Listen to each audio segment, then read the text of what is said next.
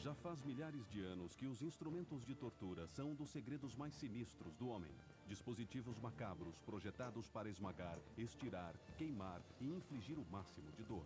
Quais são os instrumentos de tortura mais estranhos de todos os tempos e como eles funcionavam? Inventos da Antiguidade desvenda a história desses instrumentos e explora uma sede de sangue verdadeiramente bizarra. Um imperador romano demente realmente envolvia suas vítimas num tecido em chamas? Podem os antigos torturadores ter criado um dispositivo capaz de partir ossos? E o verdadeiro Conde Drácula era mesmo adepto de uma tortura que durava vários dias e empalava os seus inimigos com a precisão de um cirurgião? Esta é a história dos aparelhos de tortura mais hediondos da história. Instrumentos de tortura são o nosso mais recente Inventos da Antiguidade. Inventos da Antiguidade.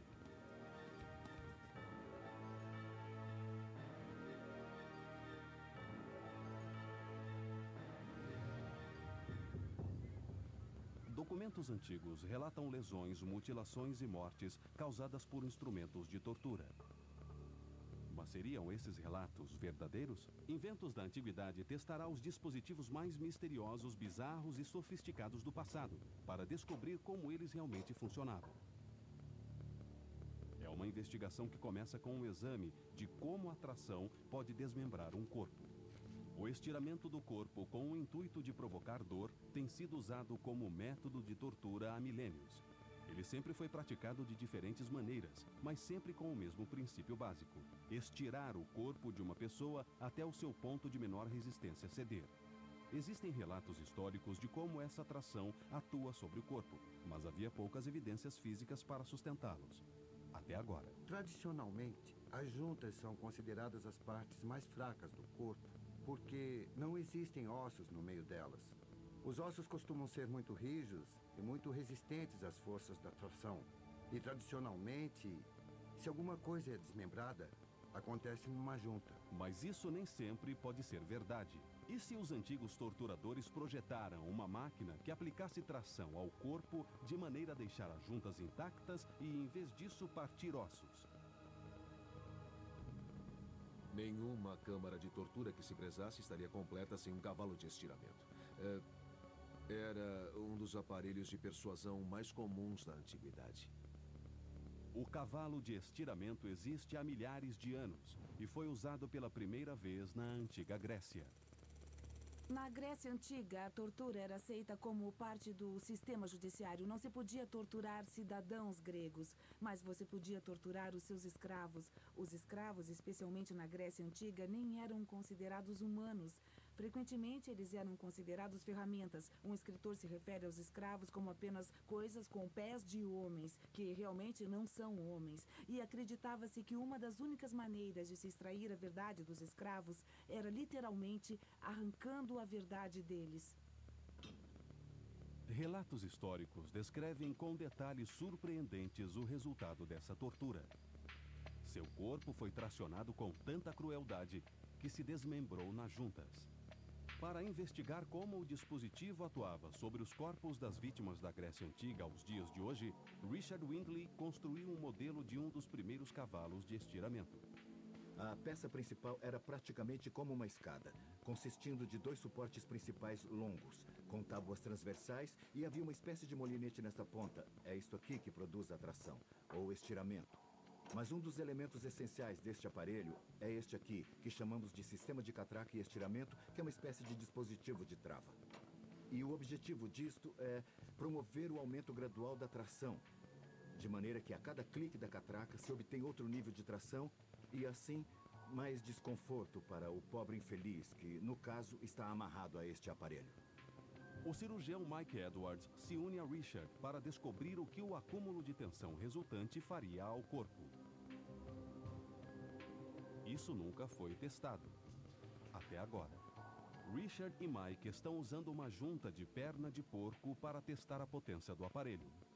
Um joelho de porco é um bom substituto para um joelho humano, porque as estruturas da junta têm uma resistência, quantidade e posição semelhante entre ambos os animais.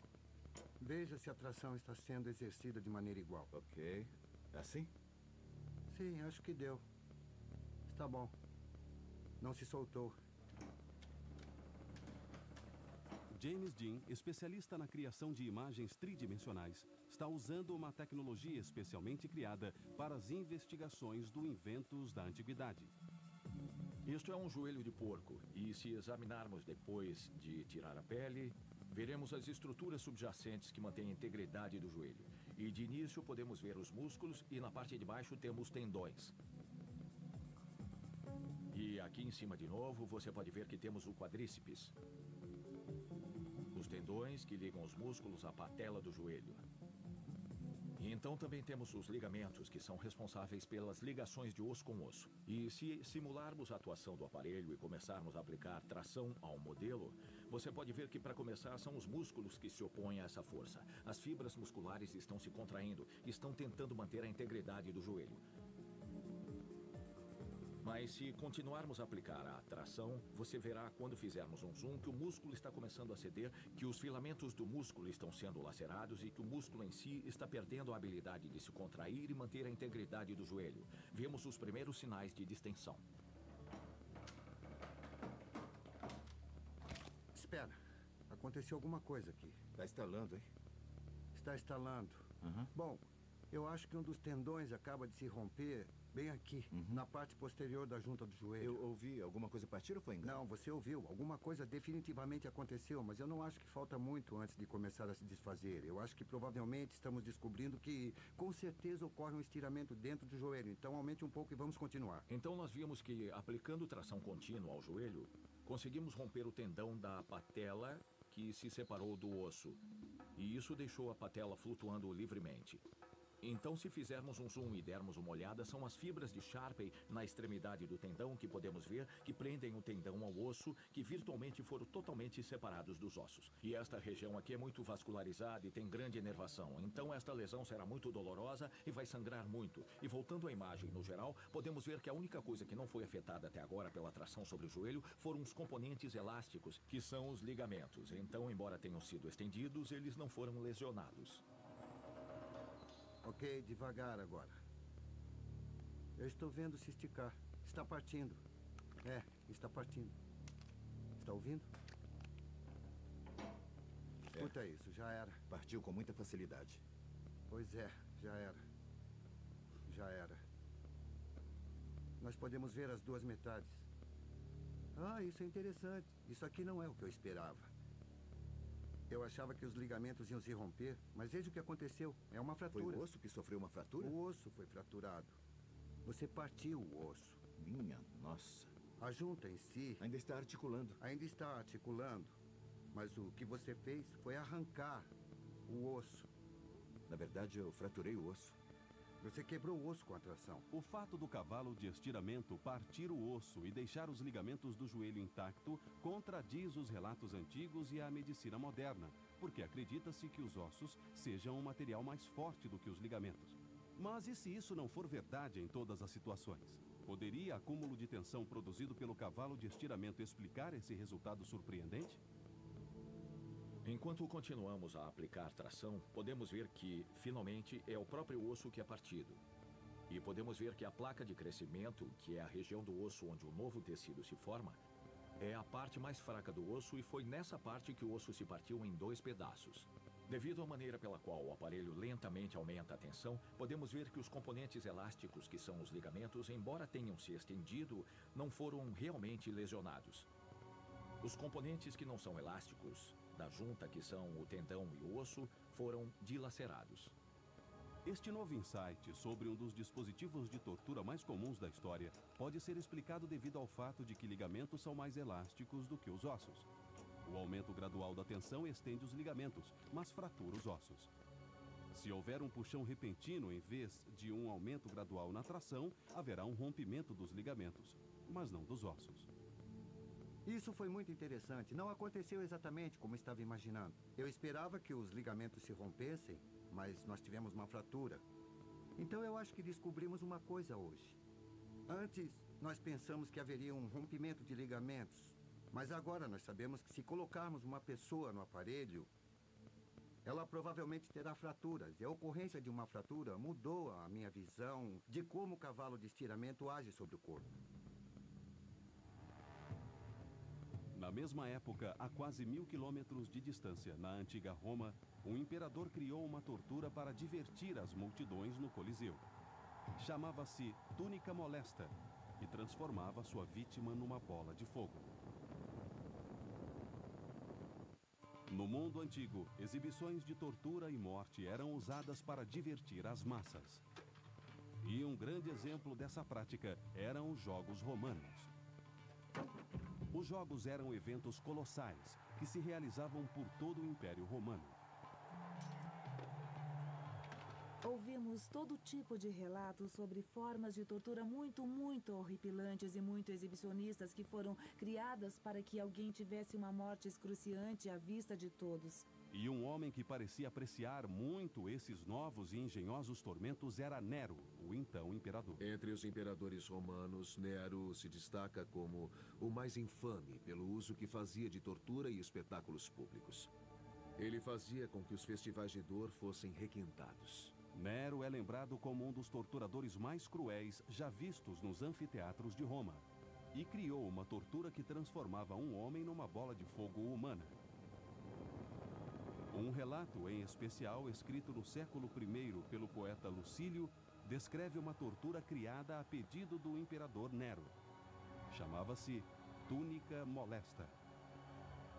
A túnica molesta é uma dramatização especialmente desagradável da mitológica morte de Hércules. Hércules entrou para a mitologia ao vestir uma túnica envenenada. O veneno queimou a pele dele até os ossos. A dor foi tão insuportável que Hércules ateou fogo ao próprio corpo. Os romanos encenavam a passagem num anfiteatro, no qual criminosos condenados eram forçados a vestir uma túnica impregnada com material inflamável que então era incendiada. Mas como essa tortura foi projetada para maximizar o espetáculo para as massas, de modo a criar uma bola de fogo explosiva e duradoura num ser humano vivente? É difícil dizer com muita exatidão qual seria a aparência da túnica molesta, mas eu acho que teria sido feita de tecido, provavelmente linho, coberto de material inflamável. Scott McIntyre, especialista em pirotecnia, quer descobrir qual material inflamável Nero teria usado para criar a bola de fogo humana perfeita. O que nós vamos tentar fazer é maximizar o impacto visual de uma roupa em chamas. Nós podemos experimentar com diferentes materiais para maximizar o efeito e fazer com que as chamas cheguem o mais alto possível, buscando criar um espetáculo impressionante. Ele terá de atear fogo a uma túnica de linho que se incendiará explosivamente com muitas chamas. A substância mais incendiária que haveria na época era a nafta. Ela estaria disponível na era romana. É um líquido bem ralo que se parece com água, mas contém vapores inflamáveis que imediatamente se incendeiam a altas temperaturas.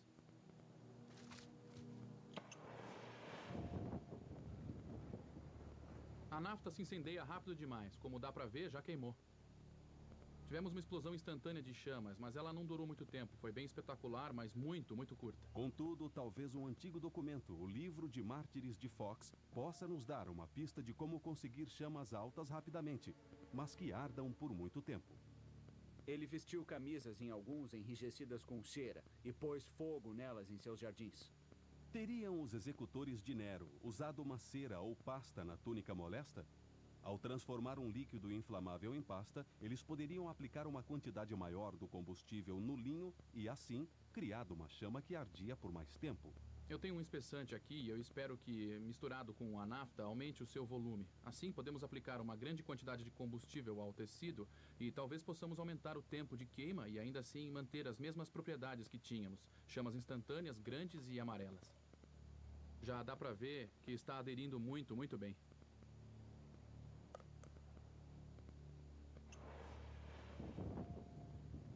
Uau! Bom, acendeu na hora. E eu espero que queime por muito mais tempo. Tem muito mais combustível queimando aqui. As chamas estão ferozes e penetrou bem no tecido. Acho que teria passado direto para a pele. Tem umas 3 ou 4 vezes mais duração do que a queima anterior e mesmo assim resta bastante combustível. Dá para ver no tecido ainda. E uma vez que você cobre alguém com esse gel, não há escapatória. Ele adere às coisas e queima. Criará uma grande bola de fogo humana. Scott criou a túnica molesta perfeita.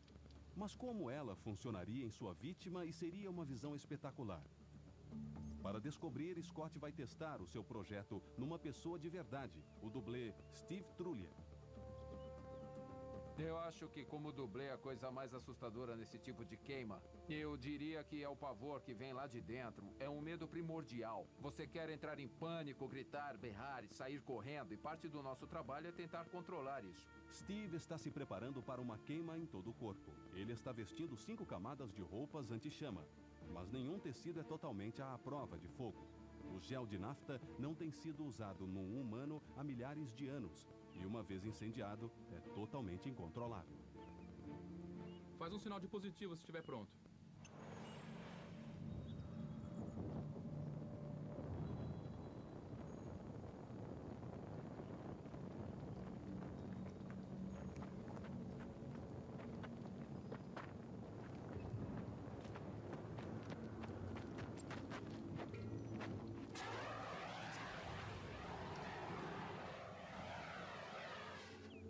Ok, Steve, apagou.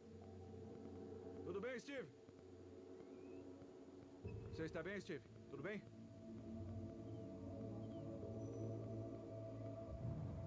Eu acho que apagou. Então, como é que foi? Foi incrível. Eu senti um pânico danado com as chamas diante do meu rosto. Eu nem imagino como seria alguém realmente sendo queimado. Nem consigo imaginar isso. Alguém vestindo só uma túnica. Eu acho que a primeira reação é afastar as chamas do rosto. É a coisa mais importante. Essa é a primeira reação. Qualquer um sendo queimado na túnica molesta sairia correndo, faria qualquer coisa para livrar o rosto das chamas.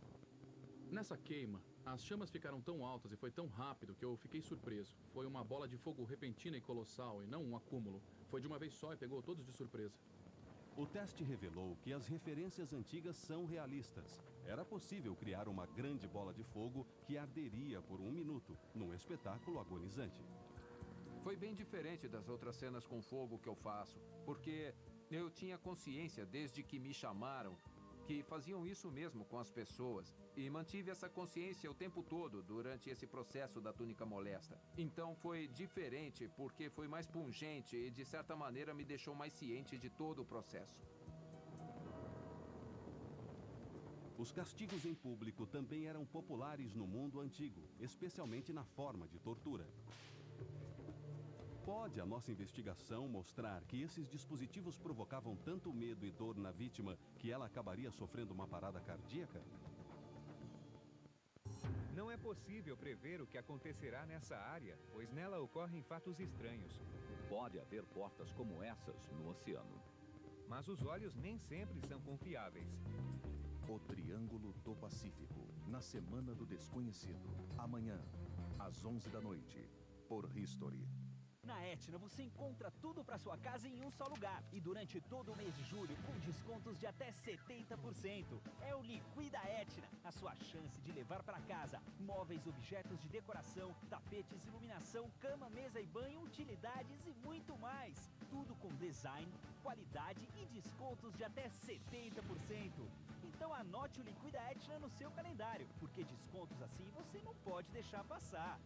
Etna, design ao seu alcance. 12.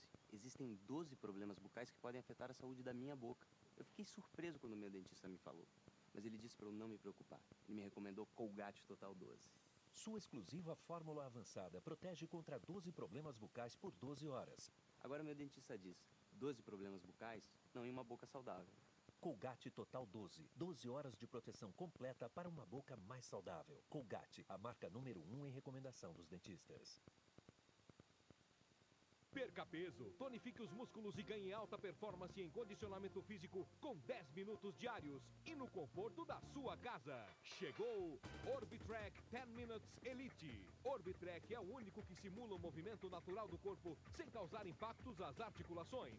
Através de uma perfeita sincronia entre membros superiores e inferiores, Orbitrack 10 Minutes Elite traz resultados com máxima eficiência e total segurança. É o equipamento mais disputado das academias porque dá resultados rápidos. Orbitrack conta com um regulador de intensidade para diferentes níveis de preparo físico e monitor de controle digital completo. Ligando agora, você recebe de presente uma aula exclusiva em vídeo e mais este guia de alimentação repleto de dicas para uma vida mais saudável. E nesta oferta exclusiva e por tempo limitado, ligando agora, você recebe o Personal Trainer InaBox totalmente grátis. Ligue ou acesse polishop.com.br. Por trás de uma série de novas aparições, surge uma nova teoria. Por que não pode ter sido uma realidade para outros seres do universo que podem ter visitado a nossa Terra e talvez influenciado a nossa cultura em tempos antigos? E as provas talvez estejam ao nosso redor. Carruagens, deuses e além. Na Semana do Desconhecido. Amanhã, às 9 da noite. Por History. Eu pensei, isso não é deste mundo. Gigantes, silenciosos e, segundo testemunhas, incrivelmente velozes. Todos os vídeos foram feitos à noite, até agora. Triângulos voadores. Semana do Desconhecido. Amanhã, às 8 da noite, por History.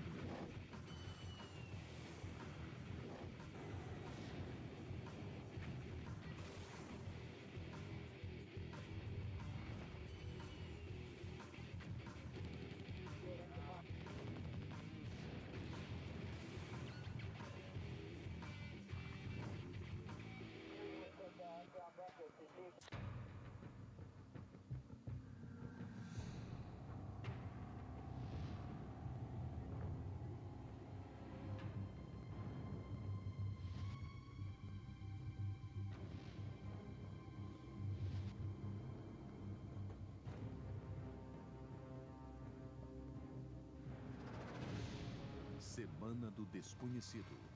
De 2 a 8 de agosto. Por History.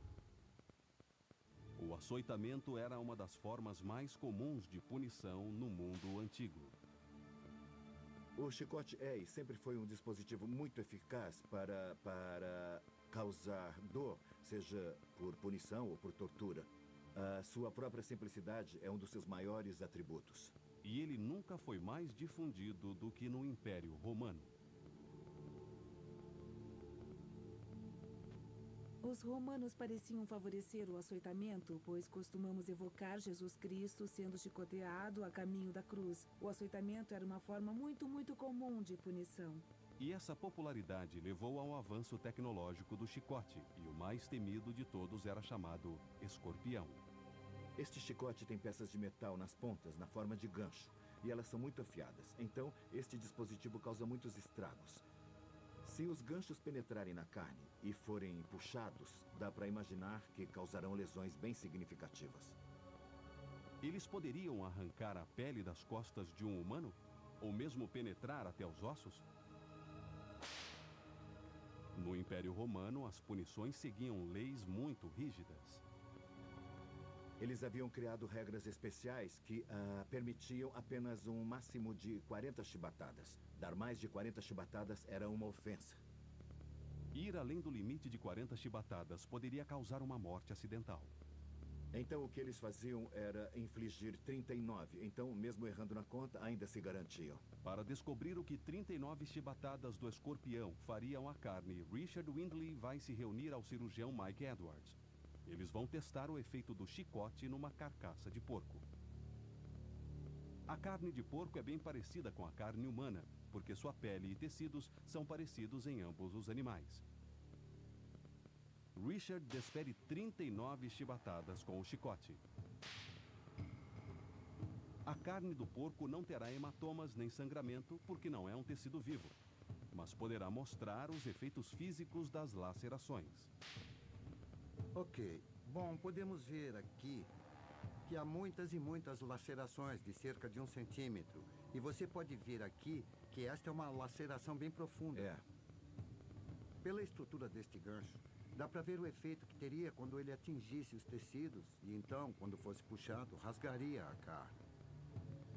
Se fosse uma criatura viva, presumivelmente estaria coberta de sangue agora? Assim, cada um destes cortes que você pode ver aqui, sem dúvida alguma, estaria sangrando, estaria em carne viva.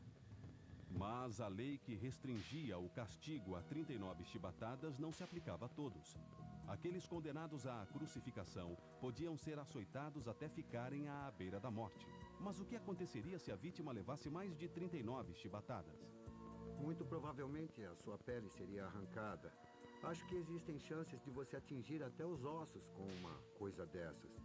E sairiam faixas de carne das costelas. Essa foi a sina de centenas de milhares de homens e mulheres que foram crucificados durante o domínio do Império Romano. Antes de serem crucificados, eles sofriam centenas de chibatadas, que cortavam até os ossos.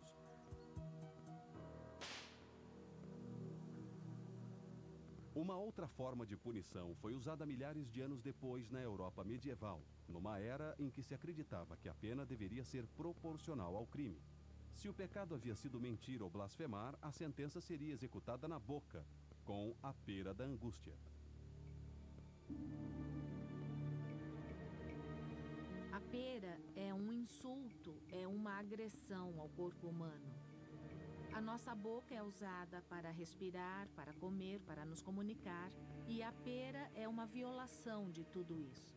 A pera era um dispositivo de ferro forjado e consistia de 4 pétalas presas a uma rosca central. Fechada, sua forma e tamanho lembravam uma pera, mas quando sua manivela era torcida, as pétalas lentamente se abriam. Ela então se expandia e seu tamanho aumentava 3 vezes. Muitos desses dispositivos sobreviveram à passagem do tempo. Mas não existe nenhum relato escrito do que esse implemento realmente causava ao corpo humano. Inventos da antiguidade verá não só se a pera era capaz de rasgar a boca, mas também se o terror e as lesões que ela proporcionava poderiam causar um ataque cardíaco. A dentista forense Catherine Adams vai analisar os efeitos da pera da angústia na boca.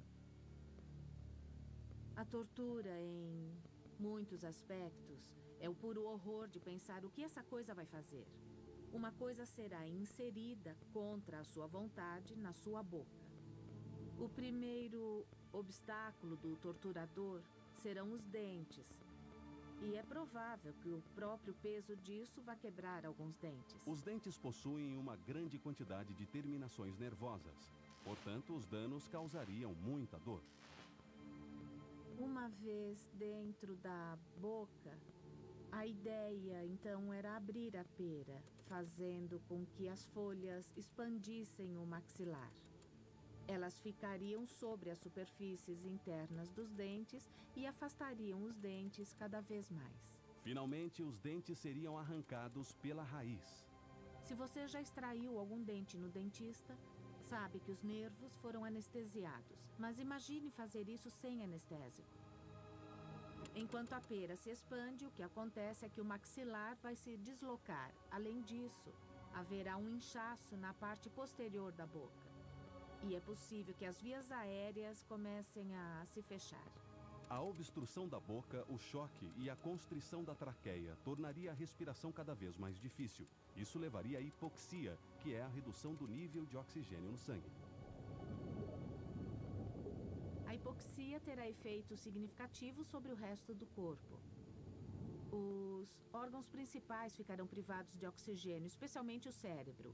E, finalmente, o que vai acontecer após alguns minutos é que haverá uma parada cardíaca. Nessa mesma época, na Europa medieval, a Inquisição ordenou que centenas de milhares de pessoas fossem queimadas na estaca. Mas essas pessoas foram vítimas fatais das queimaduras ou sua morte foi causada pela inalação das chamas? Eu pensei, isso não é deste mundo. Gigantes, silenciosos e, segundo testemunhas, incrivelmente velozes. Todos os vídeos foram feitos à noite, até agora. Triângulos Voadores. Semana do Desconhecido. Amanhã, às 8 da noite, por History. Você sente seus dentes sujos? Ásperos? Parecem amarelados?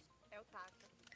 Você precisa do novo Colgate Flax Whitening Tartar Control. Que revela um sorriso branco, pois previne a formação do tártaro e oferece 12 horas de proteção. Novo Colgate Flax Whitening Tartar Control. Previne o tártaro para um sorriso mais branco. Vamos? Novo Colgate Plaque Whitening Tartar Control para um sorriso mais branco. Colgate, a marca número 1 em recomendação dos dentistas. A câmera usada, a TV recém-lançada, o carro seminovo, a batedeira de ovo, o velho porta-lápis, anunciado que é barato, é grátis. Aquela camiseta, gravata borboleta, chapéu azul turquesa, irmã siamesas, viagem para o oásis, no que é barato o anúncio, é grátis. O livro que eu não achava, o DVD do Che Guevara, a moto que eu queria, coisas que eu não conhecia, no que é barato tem tudo de montão, porque quem anuncia não paga um tostão. Experimente o poder do grátis, anuncie no que é barato. Agora você pode reunir todos os aparelhos que mais usa num só. Chegou o incrível Juicer Kitchen Revolution, o melhor e mais poderoso juicer do mundo, agora com 34 funções essenciais para a sua cozinha. E além dos melhores sucos 100% naturais, ele também prepara massas, bate ingredientes, moe carnes, fatia tomates perfeitos para salada, batatas chips finíssimas e os frios que você mais gosta, com até 8 espessuras diferentes. E ainda faz bebidas espumantes, rala queijos finamente, fileta cenouras, corta legumes, granula um duro chocolate e até espreme frutas. Ligue agora e receba esta enciclopédia que acompanha mais de 400 receitas incríveis, mais um disco de aço inoxidável especial e mais esse outro disco ideal para batatas palito em grande quantidade ou cortar legumes para decoração de pratos especiais. Ligue agora ou acesse www.polishop.com.br. Vamos para mais um desafio Arpic. Você precisa conhecer Arpic Max. Ele tem o triplo do tamanho e, por isso, alcança uma área maior do vaso sanitário. Que perfume gostoso! Que máximo! Arpic Max. Mais poder de limpeza e perfume. Não é possível prever o que acontecerá nessa área, pois nela ocorrem fatos estranhos. Pode haver portas como essas no oceano. Mas os olhos nem sempre são confiáveis. O Triângulo do Pacífico, na Semana do Desconhecido. Amanhã, às 11 da noite, por History. Por trás de uma série de novas aparições, surge uma nova teoria. Por que não pode ter sido uma realidade para outros seres no universo que podem ter visitado a nossa Terra e talvez influenciado a nossa cultura em tempos antigos? E as provas talvez estejam ao nosso redor. Carruagens, deuses e além. Na Semana do Desconhecido. Amanhã, às 9 da noite. Por History. Eu sou Victoria Confino e esta é a minha história. Famílias têm histórias. Pessoas e lugares se transformam em parte da história. Esta é a oportunidade de compartilhar a sua. Acessando seuhistory.com, você poderá enviar a sua história contando como uma pessoa ou lugar ajudaram a construir o nosso mundo. Seuhistory.com ajudará em tudo o que for preciso para criar o seu vídeo.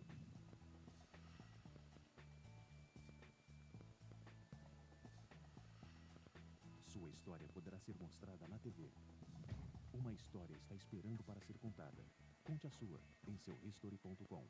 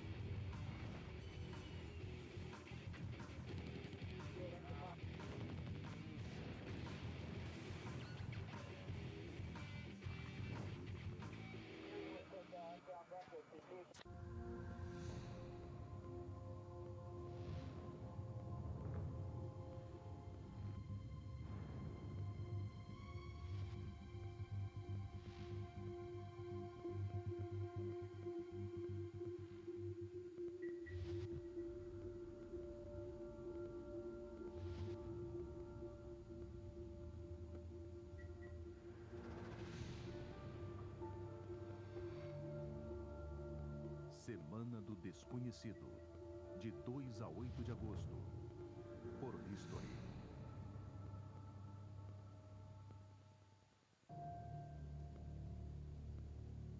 Durante 700 anos, o reino de terror da Inquisição varreu a Europa medieval.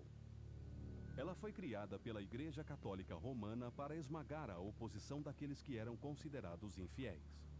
Acreditava-se que aqueles que eram considerados culpados de crenças religiosas opostas ao catolicismo haviam pecado contra Deus e contra a Igreja. E milhares de pessoas foram condenadas à morte. Queimá-las era considerado um ato de misericórdia. Acreditava-se que, através do fogo, dando a ela um gostinho do fogo do inferno, havia uma pequena chance, mesmo que ínfima, da vítima talvez ser agraciada com a redenção e com a salvação. As autoridades achavam que assim dariam à vítima uma chance no pós-vida eterno no paraíso, em vez dela estar fadada às chamas eternas do inferno. Ainda existem muitos textos históricos descrevendo os últimos momentos dessas vítimas. Mas um mistério fundamental persiste. Como o fogo matava as pessoas na estaca? Elas queimavam lentamente até a morte ou morriam pela inalação das chamas? Em 1555, o reverendo John Hooper, bispo de Gloucester, foi queimado na estaca por se recusar a se converter da Igreja da Inglaterra para o catolicismo. Dizem que ele foi condenado a morrer lentamente pelo fogo, ainda consciente e orando, embora o seu rosto estivesse escurecido pelas chamas. Um relato de uma testemunha desse evento pode oferecer pistas sobre como ele morreu. Até mesmo quando o rosto dele estava completamente escurecido pelas chamas e a sua língua inchada, os seus lábios encolheram as gengivas e ele bateu no peito com as mãos. Esse santo mártir levou mais de 3/4 de hora para ser consumido. Pode o corpo humano permanecer vivo por até 45 minutos, suportando temperaturas de até 200 graus? Leva menos tempo para ele morrer, mas provavelmente o tempo para o corpo todo ser consumido seja de cerca de 45 minutos. Eu acho que é mais provável que os lábios dele aparentassem se mover, porque o calor estava fazendo com que a pele se retraísse e os lábios se moviam à medida que ficavam mais queimados. Quando as pessoas queimam, as suas articulações se contraem. Eu acredito que ele estaria batendo no peito porque os seus cotovelos estavam se contraindo e suas mãos, então, batiam no peito. A observação foi apurada, mas não foi interpretada de maneira adequada. Mick Flanagan, investigador de incêndios do Corpo de Bombeiros do Sul de Gales, está investigando a causa exata da morte pelo fogo na estaca. O fogo pode atacar você de duas maneiras, pela queimadura e pela inalação de chamas. O calor pode ser tal a ponto de causar o chamuscamento das camadas externas de pele até que, finalmente, ele ultrapassa a camada viva da pele e vai até os órgãos internos. Uma outra maneira é a inalação das chamas. Elas então chamuscarão e queimarão as vias aéreas. E as vias aéreas então se incharão e se fecharão, impedindo que você respire. Para descobrir qual lesão causou a morte das vítimas da Inquisição, Mick erigiu os 3 tipos de estacas mais comumente usados nas execuções. Uma delas tem toras até a altura da cabeça, outra está cercada por um círculo de lenha, e a terceira tem madeira em torno da base.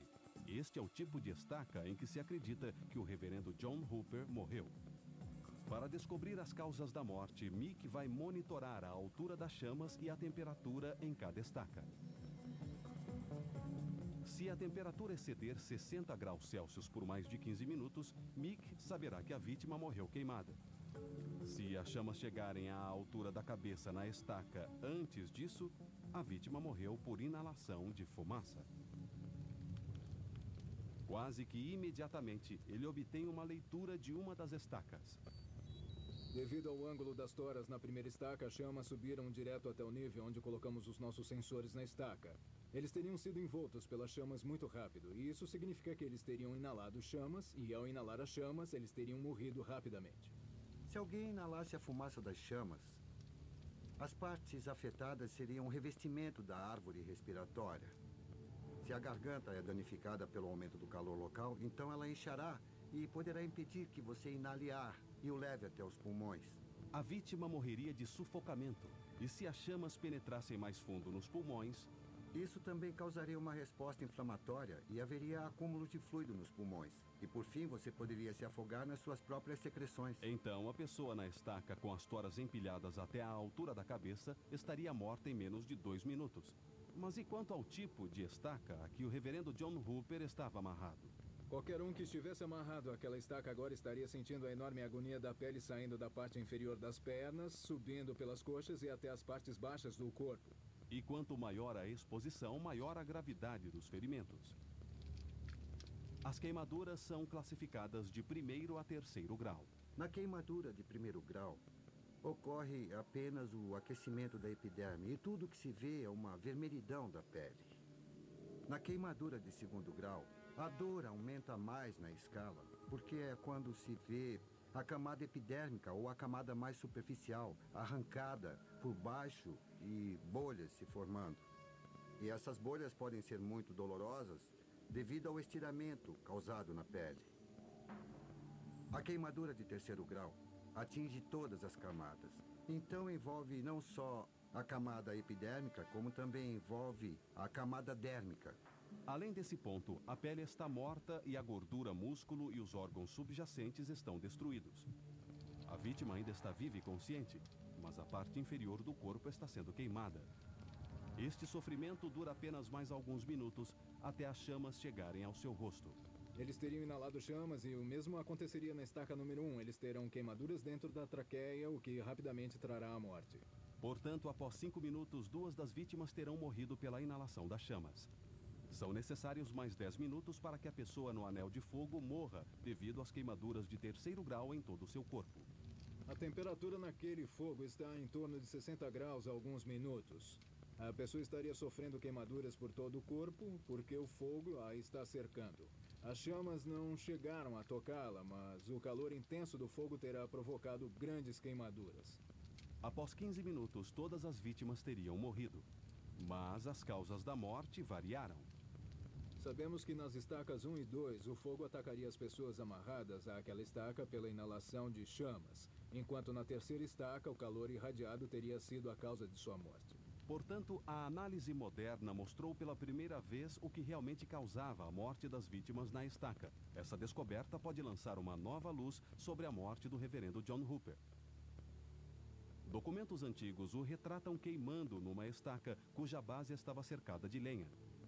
Se for verdade, então, ele teria sofrido queimaduras graves nas pernas, seguidas minutos depois por lesões à traqueia provocadas pela inalação de chamas. E o reverendo John Hooper, então, teria sido vítima de afogamento, pois os seus pulmões teriam se enchido de fluido. Talvez a forma mais horripilante de tortura na história foi especificamente projetada para prolongar o sofrimento. Seu criador governava a Transilvânia medieval, onde era chamado de Diabo. Seu nome verdadeiro era Vlad Drácula. Por trás de uma série de novas aparições, surge uma nova teoria. Por que não pode ter sido uma realidade para outros seres no universo que podem ter visitado a nossa Terra e talvez influenciado a nossa cultura em tempos antigos? E as provas talvez estejam ao nosso redor. Carruagens, deuses e além. Na Semana do Desconhecido. Amanhã, às 9 da noite. Por History. Chegou a sua vez de ter a máquina de alta pressão mais rápida, multilavadora Karcher. Com ela, a sujeira desaparece como mágica, porque ela remove, lava, desentope, desintegra e pulveriza. Ligue agora e peça a sua multilavadora Karcher completa. A pistola com mangueira, o difusor de espuma, mais o tubo vário, o tubo turbo, a escova rotativa e o desentupidor de calhas e tubulações. Tudo com 1 ano de garantia original Karcher. Faça o seu pedido e receba grátis 2 tubos de extensão com 45 centímetros cada. E se fizer o seu pedido nos próximos 15 minutos, você recebe inteiramente grátis o poderoso T-Racer, que leva a sua multilavadora para dentro de casa, sem respingar água, limpando pisos, janelas e muito mais. Consulte como adquirir a mangueira Premium especial com 20 metros de extensão. A multilavadora Karcher é uma super exclusividade Polishop. Ligue ou acesse www.polishop.com.br. Vamos para mais um desafio Arpic. Você precisa conhecer Arpic Max. Ele tem o triplo do tamanho e, por isso, alcança uma área maior do vaso sanitário. Que perfume gostoso! Que máximo! Arpic Max. Mais poder de limpeza e perfume. Eu pensei, isso não é deste mundo. Gigantes, silenciosos e, segundo testemunhas, incrivelmente velozes. Todos os vídeos foram feitos à noite. Até agora. Triângulos Voadores. Semana do Desconhecido. Amanhã, às 8 da noite, por History. Eles fizeram história. Lutaremos nos mares e oceanos. E vivenciaram a maior guerra já travada. Lutaremos com cada vez mais confiança e força no ar. Agora é a sua vez. Acesse seuhistory.com para baixar The World War II Experience. É interativo e é grátis. Envie os seus tanques. Lutaremos nas praias. Defenda sua tropa. Lutaremos nos campos e nas ruas. E sobrevoe o território inimigo. Nunca nos renderemos. Não é possível prever o que acontecerá nessa área, pois nela ocorrem fatos estranhos. Pode haver portas como essas no oceano. Mas os olhos nem sempre são confiáveis. O Triângulo do Pacífico, na Semana do Desconhecido. Amanhã, às 11 da noite, por History.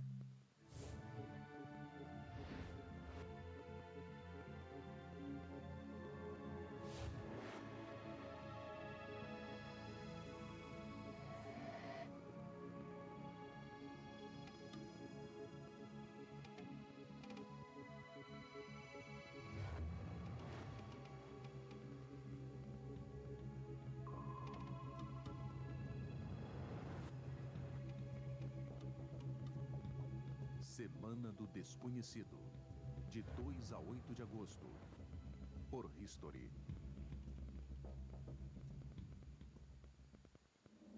O empalamento tem sido usado por pelo menos 3.000 anos. Mas um homem levou esse método de tortura a um extremo apavorante. Vlad Drácula. O seu povo o chamava de Vlad, o Empalador. O motivo pelo qual nos lembramos de Vlad é que ele era um homem de uma crueldade excepcional. A sua sede de sangue era tão lendária que inspirou o mito do Conde Drácula. Gerações futuras o associariam aos mortos-vivos, ao vampirismo. Mas o Drácula original era ainda mais apavorante do que qualquer coisa que pudesse ser criada por Bram Stoker ou Hollywood ou qualquer outro. Vlad Drácula empalava suas vítimas da maneira mais apavorante que já se viu. O método favorito de empalamento de Vlad era pavoroso. Ele o fazia verticalmente, inserindo a estaca através do reto. Então, ela passava pelo centro do corpo e saía pela boca. O mais pavoroso é o fato de que levava muito tempo para as pessoas morrerem. Porque a estaca era transpassada através do corpo para que a morte não viesse rapidamente. Era tortura simplesmente pela tortura. Relatos históricos dizem que as vítimas sobreviviam horas ou até mesmo dias na estaca. Mas especialistas dizem que essas histórias são mitos. Pode a ciência moderna agora demonstrar que é possível empalar um corpo humano pelo seu centro de maneira tão precisa, de modo que a vítima pode sobreviver totalmente empalada por até 2 anos?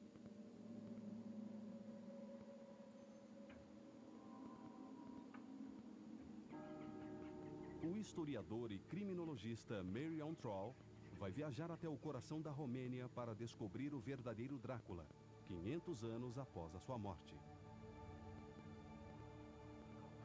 Na Idade Média, Vlad Drácula foi um dos muitos governantes da Valáquia, um país que hoje conhecemos como a Romênia. E a Idade Média era uma época medonha, quando a crueldade era aceita. Mas Vlad se tornou uma lenda porque foi além disso. Tenho quase certeza de que esse era o tipo de estaca que Vlad o Empalador teria usado. Ela é feita de pinho e a Valáquia está cheia de florestas de pinheiros. Ele tinha em seu exército uma equipe de homens chamados Amlas, e a tarefa deles era procurar galhos retos como este numa floresta. Eles então cortavam a árvore e afiavam esta ponta. Esta é a ponta que vai no chão, e eu acho que 4 homens seriam capazes de fazer o trabalho muito rapidamente, em minutos. E esta ponta, portanto, é a ponta que seria inserida num corpo humano. Mas poderia Vlad realmente ter descoberto uma maneira de fazer as suas vítimas sobreviverem por horas ou até mesmo dias na estaca? O cirurgião Mike Edwards e James Dean, um especialista em imagens tridimensionais, estão investigando esta alegação aparentemente impossível. Se uma estaca percorre a pelve e o abdômen e vai até o peito, já que todas essas regiões contêm uma grande irrigação sanguínea, enervação e órgãos, as chances de uma dessas estruturas vitais serem atingidas são extremamente altas. Se os principais vasos sanguíneos ou órgãos forem danificados, a morte será rápida. A pessoa não viveria mais do que alguns poucos minutos. James e Mike vão empalar um corpo gerado por computador para descobrir se existe uma passagem do reto até a boca que pode evitar essas estruturas delicadas. Se essa rota existir, então é possível que Vlad também a tenha descoberto. E assim, ele pode ter criado um método de empalamento que adiava a morte. Estamos usando um modelo tridimensional de uma pessoa. Nós podemos ver os ossos, podemos ver os órgãos e também os vasos sanguíneos. E podemos manipulá-los tridimensionalmente e ver se podemos encontrar uma rota para fazer uma estaca atravessá-la. Isto aqui é a estaca. Se você inseri-la até este ponto aqui, que é mais ou menos a altura da quinta vértebra Mais ou menos lombar, até aqui. Isso, esse é o ponto. Estamos na zona de risco aqui. A estaca está avançando pela pelve. Se ela danificar qualquer um dos vasos principais, a veia cava ou a aorta, a pessoa morrerá de hemorragia interna em minutos. Mas se você avançar um pouco mais, a estaca está subindo por trás da bexiga, mas na frente dos principais vasos sanguíneos. Mas na hora que o Vlad estava fazendo experiências com isso, ele descobriu que as pessoas estavam morrendo muito rápido. Quem sabe ele tenha decidido mudar o ângulo para tentar evitar esses vasos. Nós evitamos os principais vasos sanguíneos. Então a pessoa não terá sofrido nenhum ferimento mortal a essa altura. Mas a estaca tende a avançar pelos intestinos. Agora, ela perfurou bem aqui. Acho inevitável que perfure. Ok. Não tem jeito dela passar até aqui em cima e dar a volta aqui. Parece impossível empalar alguém desse jeito sem perfurar os intestinos. Essa lesão vai liberar uma série de bactérias na cavidade do corpo, o que levará a infecções e à morte em 2 dias. Devia causar uma dor incrivelmente aguda. E o tipo de mente que gostaria de infligir isso, nossa, não dá nem para imaginar, não é? Vlad cresceu num mundo violento. A Valáquia estava em guerra contra os turcos e, quando criança, Drácula havia se tornado seu prisioneiro. Drácula foi prisioneiro dos turcos desde os 12 anos e nas mãos deles aprendeu o que era crueldade. Devido ao modo de vida na corte turca, ele pode muito bem ter sido sexualmente molestado e ele via isso como um meio de se vingar. Ele pode ter usado aquele trauma sexual e pode ter o distorcido em sua própria mente na forma de empalamento. E essa foi uma constante pelo resto da vida de Drácula. A vítima foi empalada até a metade do corpo, mas surpreendentemente ainda estaria viva. Ela pode respirar e o sangue ainda circula pelo corpo. Os 2 sistemas vitais para sustentar a vida. Agora, Mike e James precisam contornar o coração e os pulmões. Se a estaca fosse um pouco para trás e atravessasse o coração, a morte ocorreria em minutos. Seria bem rápida.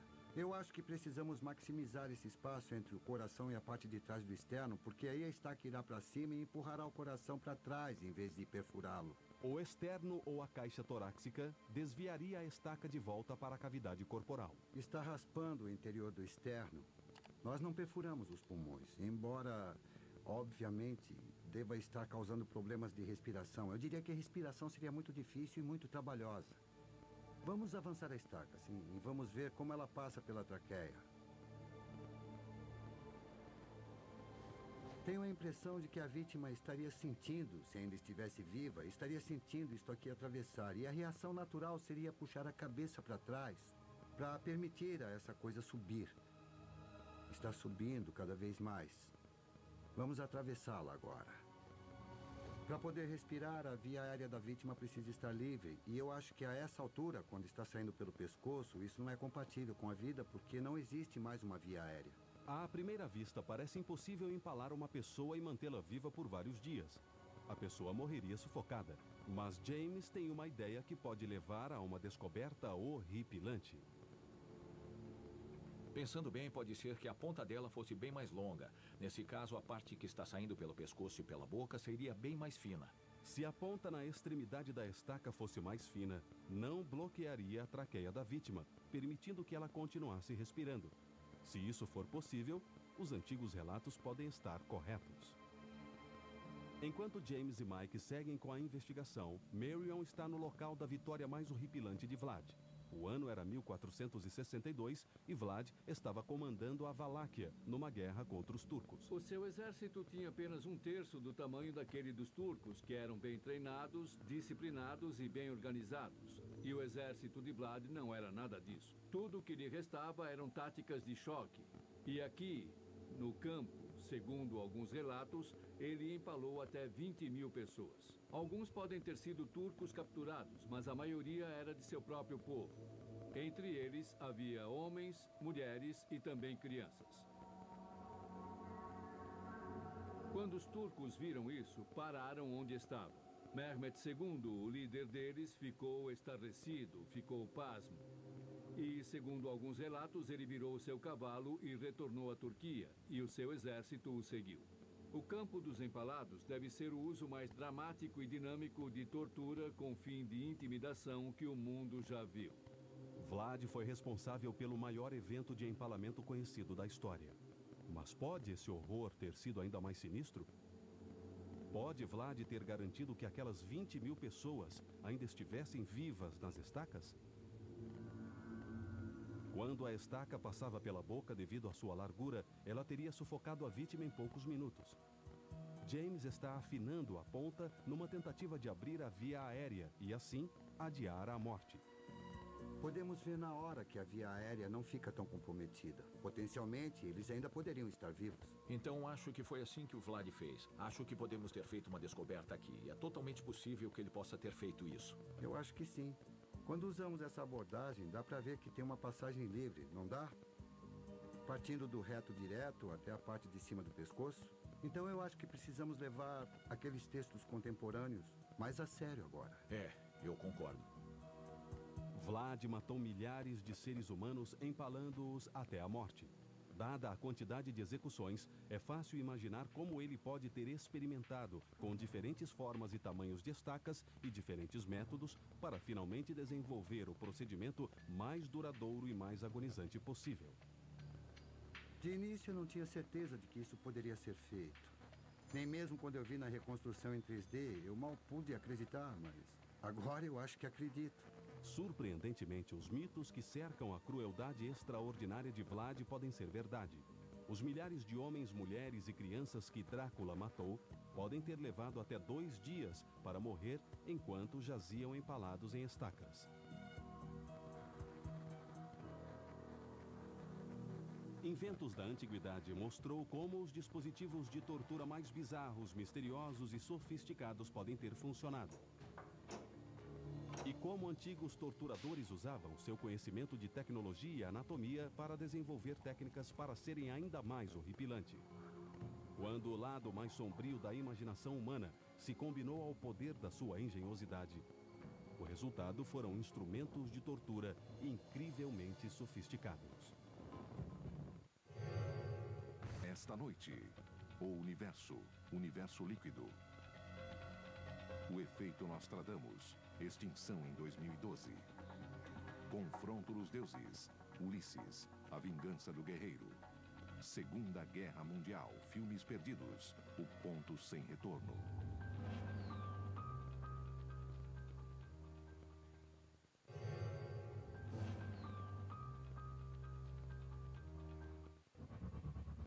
Por trás de uma série de novas aparições, surge uma nova teoria.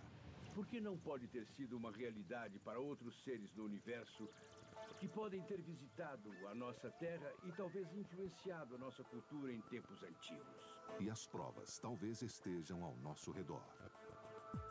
Carruagens, deuses e além. Na Semana do Desconhecido. Amanhã, às 9 da noite.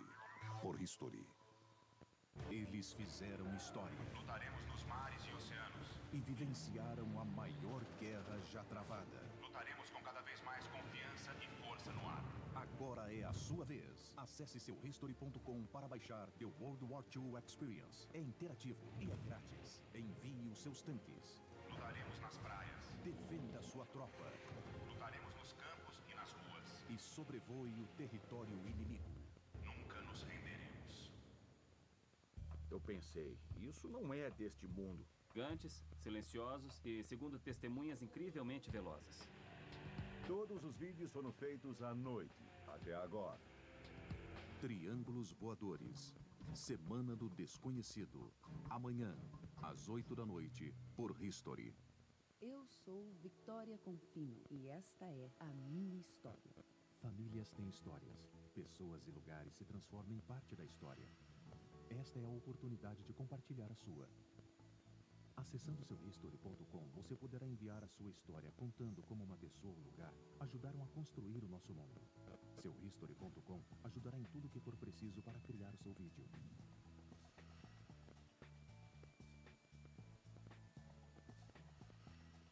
Sua história poderá ser mostrada na TV. Uma história está esperando para ser contada. Conte a sua em seu history.com.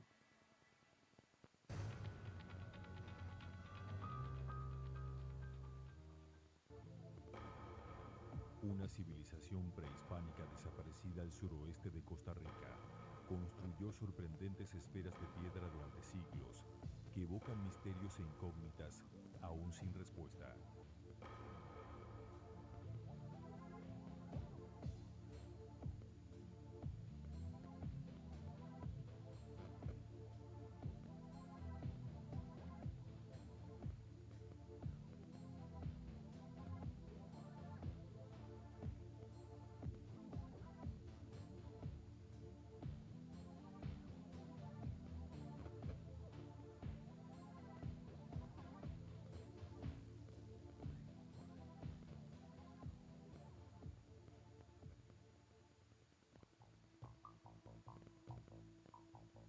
Costa Rica es un país de poco más de 50.000 kilómetros cuadrados, situado en América Central. Su territorio es bañado por las costas de los océanos Pacífico y Atlántico. En Palmar Sur, ubicado a 300 kilómetros al suroeste de San José, la capital del país, se han hallado alrededor de 300 esferas de piedra que han despertado un gran interés en investigadores locales y extranjeros.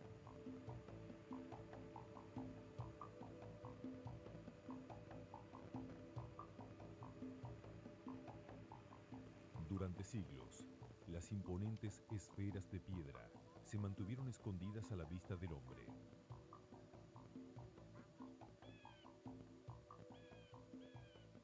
No fue sino hasta el año 1939 que fueron descubiertas por la United Fruit Company, una compañía bananera que opera en Costa Rica desde el siglo XIX, convirtiendo al país en uno de los principales exportadores de bananas del mundo. A finales del siglo XIX se desarrolla la plantación bananera en Costa Rica para exportar a Estados Unidos.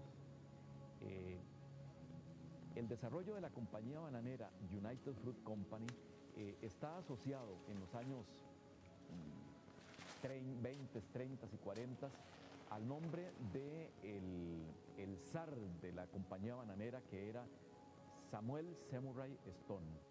La United Fruit Company buscaba nuevas tierras en Palmar Sur para sus plantaciones de banano, debido a una enfermedad que amenazaba la salud de sus cosechas al este del país. Una vez me mandaron con una pala a hacer unos terciarios con pala en el invierno, y por medio de eso una vez pegué la pala en algo fuerte, en una piedra, y llamé a los compañeros y los pusimos a descubrir, y descubrimos que era una esfera grande como de 2,20 de altura, por lo mismo de ancho. Y fue algo muy asombroso, muy maravilloso al ver eso y saber que no podíamos disfrutarla porque era una esfera muy enorme. La compañía bananera removió las esferas de su lugar original para continuar con las labores de cultivo, y las esferas de piedra pasarían a engrosar la lista de mitos aún sin respuesta. Muchas de esas piedras, fueron removidas, en algunos casos las corrieron para hacer las plantaciones bananeras, En otros casos se produjo este traslado a la meseta central, a la ciudad de San José o a la ciudad de Heredia, y es a partir de ahí entonces en que el resto de la población del país, sobre todo en el Valle Central, que es donde se concentra la población costarricense, en más de la mitad, pudo tener, digamos, la evidencia física de su existencia. Eso fue algo muy impactante y algo que me asombraba a mí. Y yo le decía a los compañeros, ¿cómo puede ser esto?